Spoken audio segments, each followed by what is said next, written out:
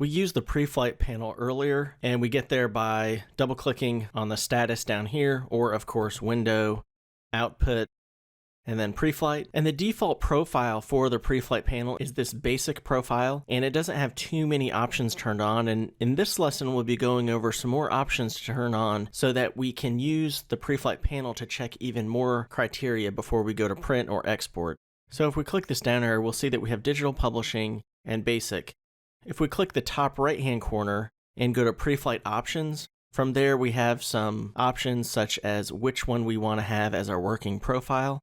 So if we go to digital publishing, it'll start using that one. So if I click OK, go to digital publishing, and I've set it to that, so then it will apply those criteria as we work on the InDesign file. I'm going to go back to Preflight options and set that back to basic. When we're opening new documents, we can set it to use the working profile that we have set or an embedded profile. And an embedded profile, if I click that, it'll embed it into new documents, and we can set the embedded profile up here, that little paperclip icon. If I click that, it'll embed it in this file. In the Preflight menu options menu, we can also set whether or not the Preflight panel checks all layers, visible layers, or both visible and printable layers. And also objects on the pasteboard over here to the side, not on the document itself, and also non-printing objects. So I'll set that back to basic, click OK, set this to basic. Now we can add a new profile, and that can be really useful because when we have certain projects, there might be certain criteria that we're looking at that we might not be looking at with other projects, or certain clients, or certain media. For example, maybe we're going to print as opposed to online. So when we're going to print, we really need to make sure that objects aren't too close to the edge. As far as design principles, of course, we don't want text too close to the edge anyway, but it can really be a problem when we're going to print. So we can make certain profiles that are specific to the output that we're using. So print or digital media and so on. So click the top right-hand corner again, and instead of Preflight options, let's go to Define Profiles. And from there, let's go ahead and add a new profile. So click this plus sign, and we'll call it Annual Report because this is just specific to this project. And the options here are also over in the basic profile, like checking overset text. That's when there's too much text in a text frame and we need to expand the text frame to be larger to fit all that text or make the text smaller. Whether or not there's fonts missing, and then up here, inaccessible URL links. So if they're links and they're not working, and of course, if there are images or other elements like illustrations missing, or they're modified since they were first placed. So I want to go over some of the prominent ones that are good to consider. There are some that are not as common, like OPI links. That's short for Open Prepress Interface. And so it basically has the high resolution bitmap images at a server. And so you have these proxies, these kind of placeholders of the images in the InDesign file. And then when you're printing it, we use OPI to replace those proxies or those placeholders with the high resolution images. But that's not as common. Under color, we do need to set a couple things here as examples. For example, if we wanted to go here with color spaces and modes not allowed, and we said, for example, we don't want to allow RGB. I'll just show what that would look like. So say you have a publication and the printer says we can't allow RGB. That's more for the screen. Now again, we can place images that are RGB into CMYK files in InDesign. It will still go to the printer and be fine. Might look a little bit different, of course, but it's going to look different anyway because even CMYK colors, some cannot be displayed on the screen properly. Spot color setup is a good one to check if your printer says you can only use one spot color, or if you meant to only use one spot color. Say you had mostly CMYK process throughout, and you had one logo where the company has a one-page advertisement, and they said you've got to use this specific spot color for a logo in this advertisement and the background color or whatever, and you've got that one spot color in there, that's to help double check that there's only one spot color in the entire document.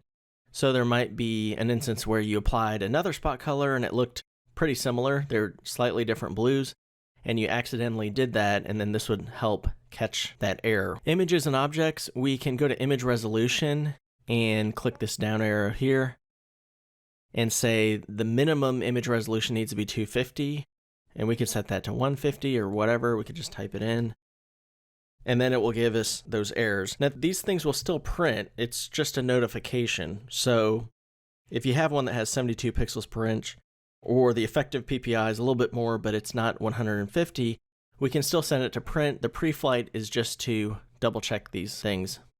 So non-proportional scaling of placed object, that's really helpful because when you click and drag the corner of an object, if you don't hold shift, it can distort. So the width and the height ratio is different from the original, and it can distort the photo. For example, when you placed an image and then you hold controller command and click on the corner after it's been placed, and we don't press shift, it could really distort it. Layer visibility overrides, that's always interesting to see if you have any PSD files in there that have layer visibility overrides, which we do in this document. Minimum stroke height is helpful because if the printer is printing these shapes in the design and the stroke is just not thick enough to actually show up on the paper, it's just too thin for the ink or whatever the reasoning, you could set that to higher. So you could adjust it there. Now bleed or trim hazard, if we check that, it will tell us, hey, you've got objects near the spine, which is the middle of a 2-page spread like that. That's because when we're printing it, of course, we would turn these pages and you don't want vital text near the middle. You also don't want titles going across the middle like that as well. It's not as readable. But it will tell us, inset from the trim, if there are any objects placed too close to the edge there. And on text, besides overset text, you can also tell it to let us know if we have any paragraph style and character style overrides, which I did on purpose. So we have some styles and then I just slightly changed them for that specific text frame. This one's good to have. Lets us know if there's fonts missing. That's important, of course. Also, if there's glyphs missing, which are those special characters. And then font types not allowed. This is somewhat rare, but protected fonts, the license that you can't export those as part of a PDF or include them with the file, we would want to change that to a different font. Bitmap fonts, which aren't vector. So as you make them larger, they stay crisp, which would be a vector. Illustration in Illustrator or in InDesign or Photoshop, text layers and text objects are typically vector. They're not raster or bitmap. So we could say, hey, we don't want any fonts that are bitmap. Let us know. Non-proportional type scaling is just like the image scaling that's non-proportional, but instead of resizing a placed photo, it's resizing some type and just making it too skinny or too flat or too wide compared to the original. So the width to height ratio is different from the original. Minimum type size is good to go over. And when I worked at a 2 graphic design magazine, I was the managing editor, and one of the people from the creative department in production said, let's just go with 9 points because this Illustrator magazine is geared more toward younger people and they will be able to read it for the most part compared to much older people who might have more vision problems per se. Statistically. However, that was a mistake because when they printed out the proofs of it and laid them out on a table before it went to press, one of the founders pointed out, you've got to change this 9 points. It's way too small, even for younger people, even for people with really good eyesight. So they had to increase that to 10 or 11 points. So if we said we want everything to be at least 10 points, we could set that there. And page size orientation, we can click this and make sure that they're all the same page height and width. There are certain instances where we could design a restaurant menu that's more of a brochure format, and some pages are actually different sizes than others because they fold in. But in this one, they're all the same size. I know that's not going to show up as an error, but that's another option we can check.